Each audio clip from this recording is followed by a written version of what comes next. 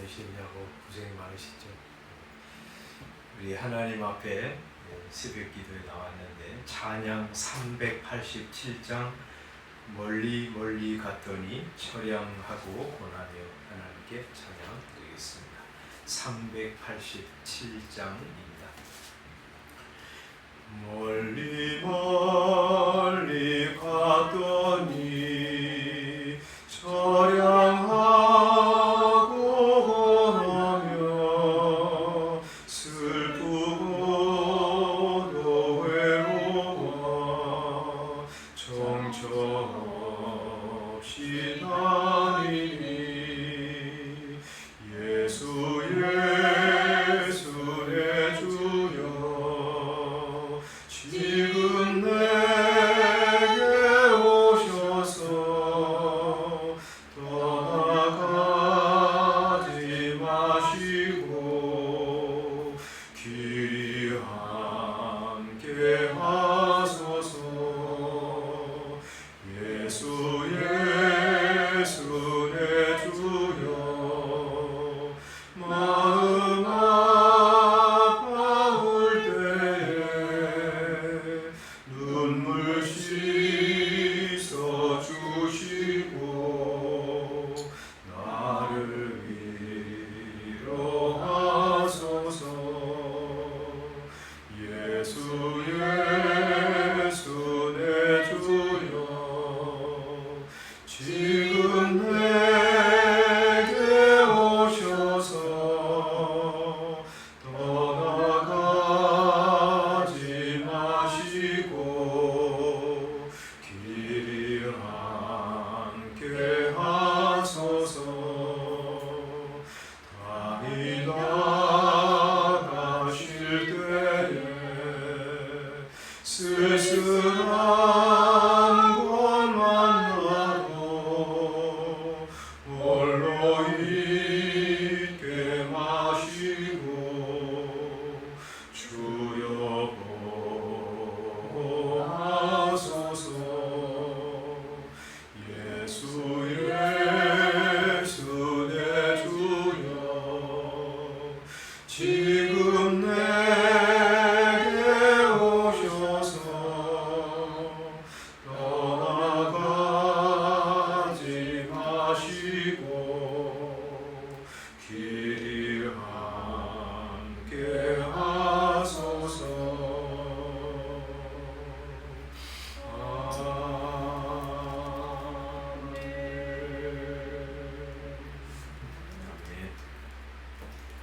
우리를 떠나가지 마시고 우리와 영원히 함께 있게 하소서. 예수님과 함께 끝까지 동행하는 우리가 되었으면 좋겠습니다. 하나님의 말씀 에스겔서 8장 1절부터 18절 마지막 절까지 읽겠습니다. 에스겔 8장 1절부터 찾으셨으면 함께 읽겠습니다. 시작. 여섯째 해 여섯째 달 초다스에 나는 집에 앉았고 유다의 장로들은 내 앞에 앉아 있는데 주 여호와의 권능이 거기에서 내게 내리기로 내가 보니 물 같은 형상이 있더니 그 허리 아래의 모양은 물 같고 허리 위에는 광채가 나서 단쇠 같은데 그가 손 같은 것을 펴서 내 머리털 한 모습을 잡으매 주의 영이 나를 들어 천지 사이로 올리시고 하나님의 환상 가운데 나를 이끌어 예루살렘으로 가서 안뜰로 들어가는 북향한 문에 이르시니 거기에는 질투의 우상 곧 질투를 일어나게 하는 우상의 자리가 있는 것이라. 이스라엘 하나님의 영광이 거기에 있는데 내가 들에 선 모습과 같더라.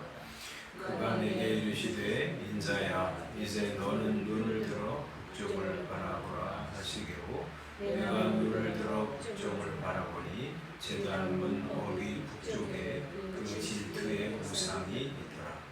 그가 또 내게 이르시되 인자야 이스라엘 족속이 행하는 일을 보느냐.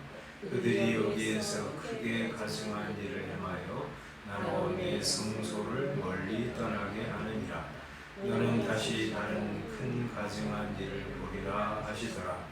그가 나를 이끌고 뜰 문에 이르시기로 내가 본즉 담에 구멍이 있더라. 그가 내게 이르시되 인자야 너는 이 담을 홀라 하시기로 내가 그 담을 보니 한 문이 있더라. 또 내게 이르시되 들어가서 그들이 거기에서 행하는 가증하고 악한 일을 보라 하시기로 내가 들어가 보니 각양 곤충과 가증한 짐승과 이스라엘 족속의 모든 우상을 그 사방벽에 그렸고 이스라엘 족속의 장로 중 70명 그 앞에 섰으며 사반의 아들 야사나도 그 가운데에 섰고 각기 손에 향로를 들었는데 향연이 구름같이 오르더라. 또 내게 이르시되 인자야 이스라엘 족속의 장로들이 각각 그 우상에 방한 어두운 가운데에서 행하는 것을 내가 보았느냐. 그들이 이르기를 여호와께서 우리를 보지 아니하시며 여호와께서 이 땅을 버리셨다 하느니라. 또 내게 이르시되 너는 다시 그들이 행하는 바 다른 큰 가증한 일을 보리라 하시더라. 그가 또 나를 데리고 여호와의 전으로 들어가는 풍문에 이르시기로 보니 거기에 여인들이 앉아 단무술을 위하여 애곡하더라. 그가 또 내게 이르시되 인자야 네가 그것을 보았느냐. 너는 또 이보다 더 큰 가증한 일을 보리라 하시더라. 그가 또 나를 데리고 여호와의 성전 안뜰에 들어가시니라. 보라 여호와의 성전문 곧 현관과 제단 사이에서 약 25명이 여호와의 성전을 등지고 낯을 동쪽으로 향하여 동쪽 태양에게 예배하더라. 또 내게 이르시되 인자야 네가 보았느냐. 유다 족속이 여기에서 행한 가증한 일을 적다 하겠느냐. 그들이 그 땅을 폭행으로 채우고 또다시 내 노여움을 일으키며 심지어 나뭇가지를 그 코에 두었느니라. 그러므로 나도 분노로 아파 불쌍히 여기지 아니하며 긍휼을 베풀지도 아니하리니 그들이 큰 소리로 내 귀에 부르짖을지라도 내가 듣지 아니하리라. 아멘. 이 에스겔 선지자는 우리 여호야긴 왕과 함께 포로로 잡혀가서 바벨론 그발 강가에 있을 때 사로잡힌 지 5년이 될 때 하나님의 영광을 보고 하나님의 선지자로 부름을 받았습니다. 그리고 이제 오늘 8장 1절에 보면 6년 6월 5일 날 그렇게 말하는데 그러니까 이제 선지자로 부름받은 지 1년이 지난 거예요.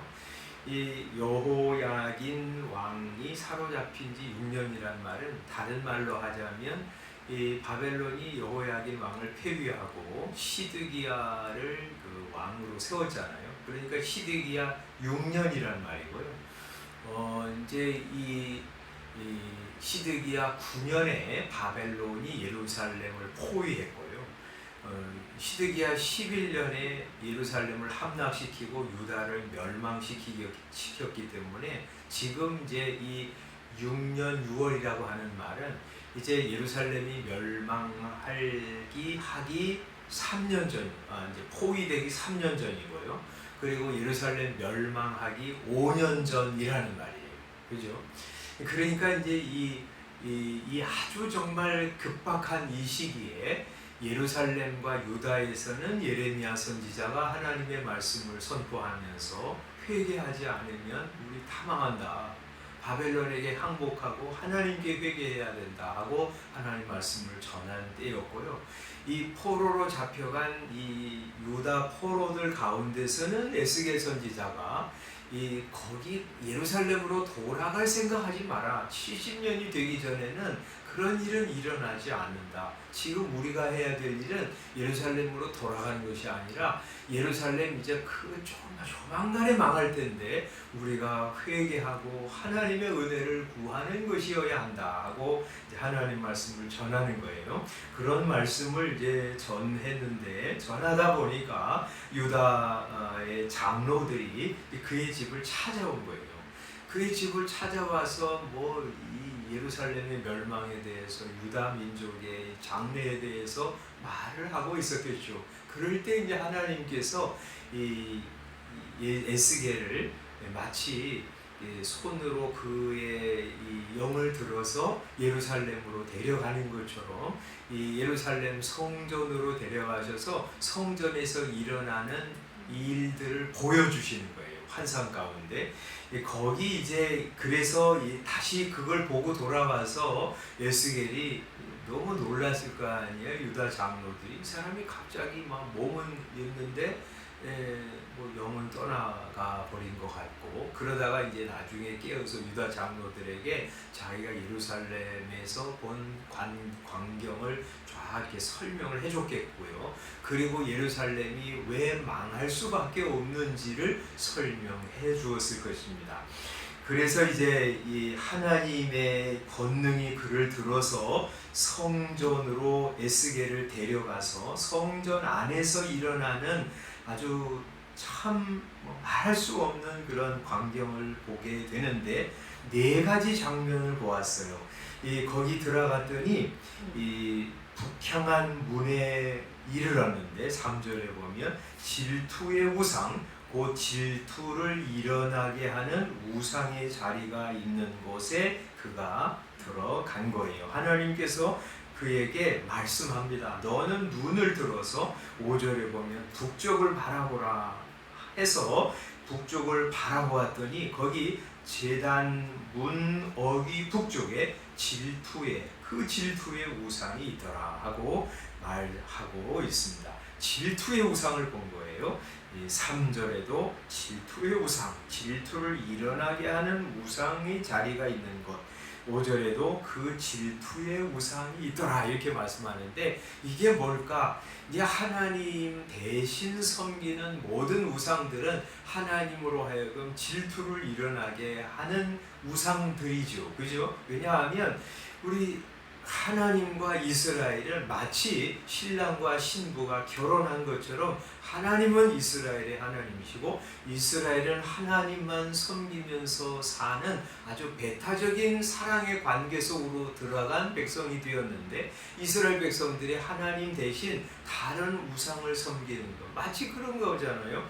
우리 남편과 아내가 결혼을 해서 하나가 되었는데 남편이 혹은 아내가 다른 남자 혹은 다른 여자를 사랑하고 사랑을 나누면 그거 남편에게 아내에게 그 질투를 일어나게 하는 것이죠.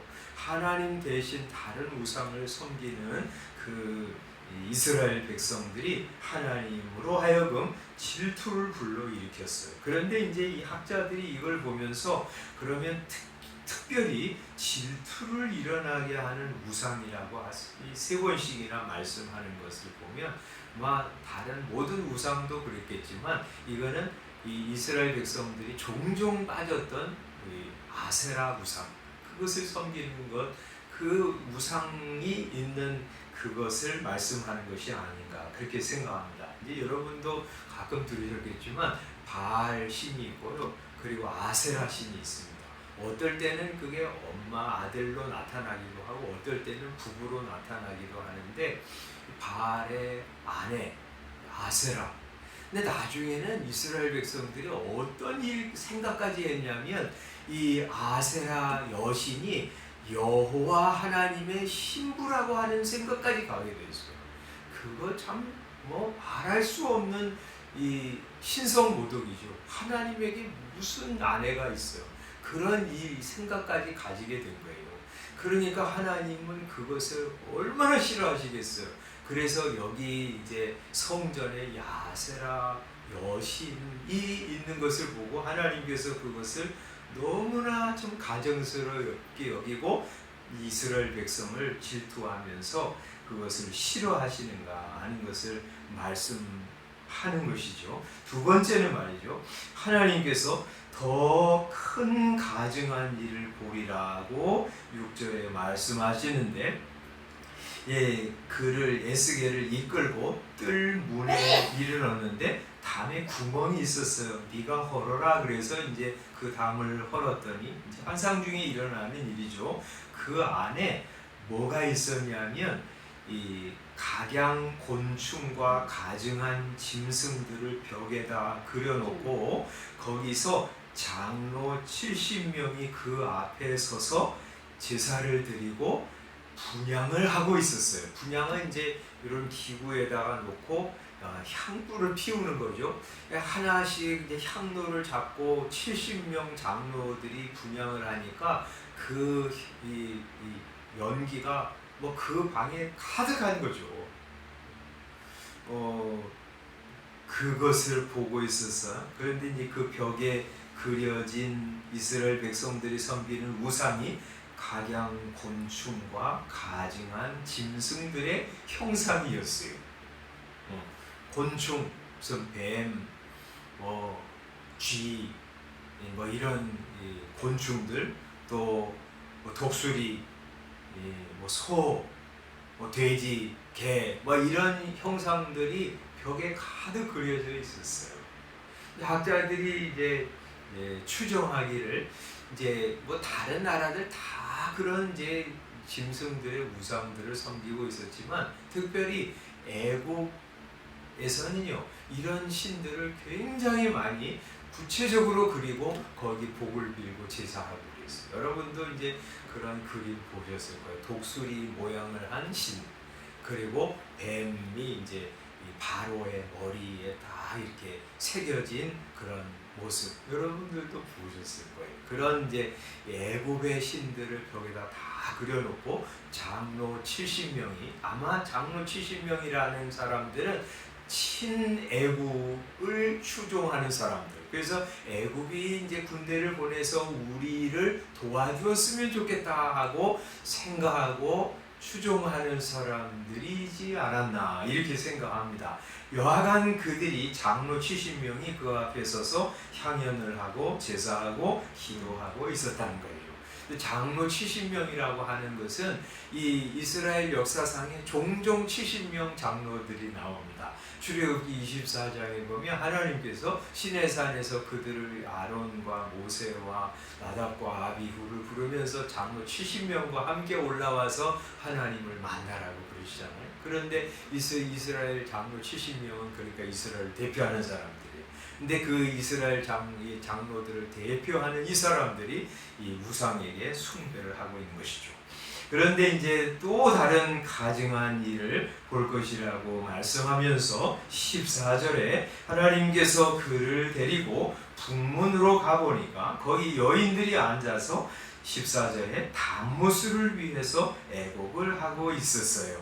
담무스는 바벨론의 신입니다.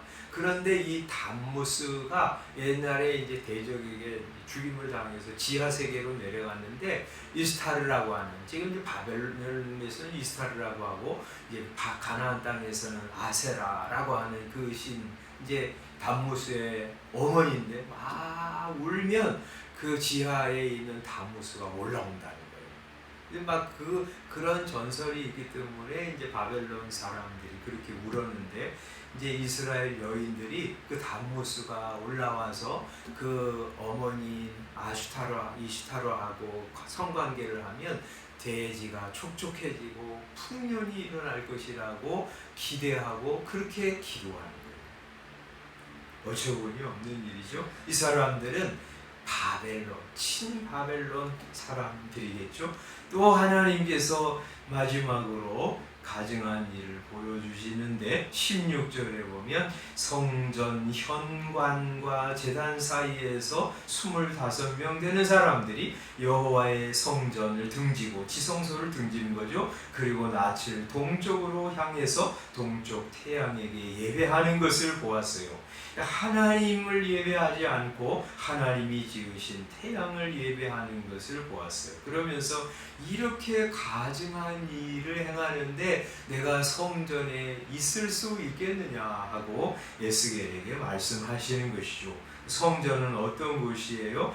여호와의 영광이 머무는 곳이에요. 4절에 보면 이스라엘 하나님의 영광이 거기에 있는데, 내가 에스겔이 틀에서 본, 우리 1장에서 보았잖아요. 영광스럽고 휘황찬란한 여호와의 영광이 거기 있는 거예요. 그런데 거기에 뭐가 있어? 이런 온갖 우상들을 백성들이 섬기고 있는 것이죠. 그러니 하나님이 거기에 머물 수가 없는 거예요. 6절에 말씀하죠.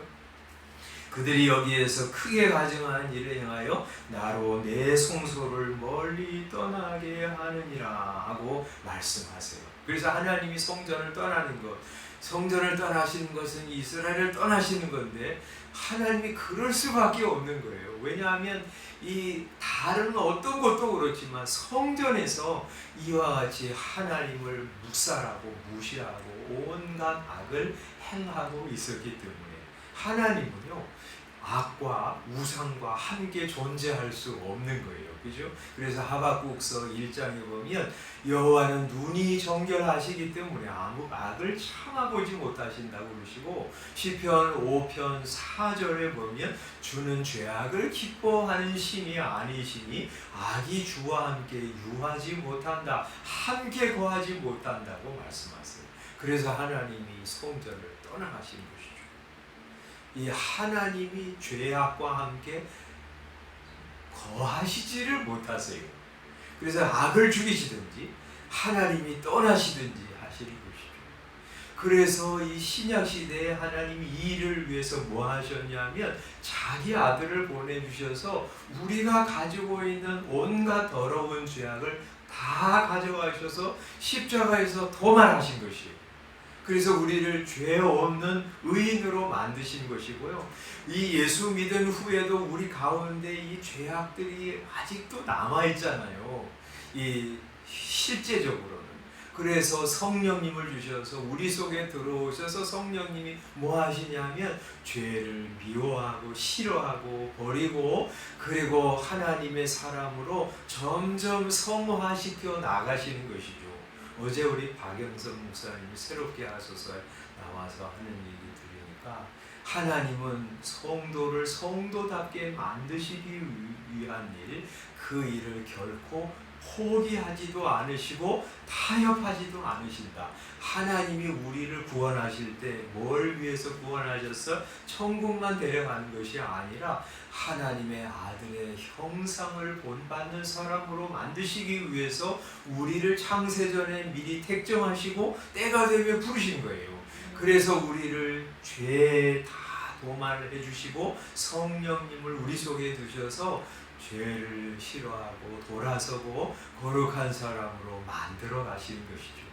그래서 오늘 이 아침에도 이 말씀 들으면서 악이 내 안에, 죄가 내 안에서 발견될 때마다 하나님의 은혜로 이 죄 다 용서해 주신 거 다 믿고 그러면서 내 죄 생각날 때마다 회개하고 돌이키는 삶을 오늘도 살아가는 거예요.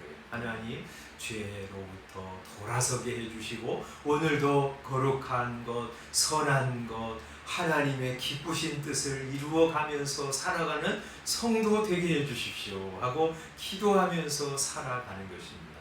그래서 오늘도 하나님의 거룩함을 이루어가는 한 날, 세상에 악을 퍼뜨리고 전파하는 것이 아니라 선한 것, 거룩한 것, 아름다운 것을 행하며 살아가는, 그래서 점점 성장해지는 여러분 다 되시기를 주님으로 축원합니다.